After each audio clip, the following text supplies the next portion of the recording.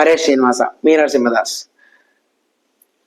దేవతార్చన చేసే సందర్భంలో పూలమాలను మనం దేవుడికి అర్పించాలా లేదా విడి పూలను దేవతలకు అర్పించాలా అని సందేహం వస్తే రెండిటినీ అర్పించడం మంచిదే, కానీ ఏది శ్రేష్టమైనది? పుష్పమాలని అర్పించడం శ్రేష్టమైనదా లేదా పుష్పాలను అంటే విడి పూలను మనము అర్పించడం అనేది శ్రేష్టమా అని అడిగితే మనకు కపింజల సంహిత అనేటువంటి గ్రంథంలో మనకు ప్రమాణం దొరుకుతుంది. ఏంటంటే అబంధేభ్య ప్రసూనేభ్య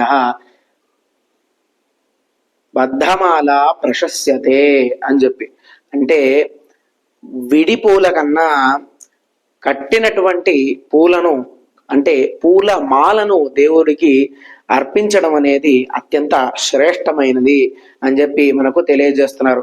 కావున మనము రెండిటిని కూడా అర్పించవచ్చు, కానీ పుష్పమాలను అర్పించడం వల్ల అది అత్యంత శ్రేష్టమైనది. పుష్పమాలను అర్పించడం అనేది పూలను విడి పూలను అర్పించడం కన్నా పుష్పమాలను అర్పించడం అనేది అత్యంత శ్రేష్టమైనది.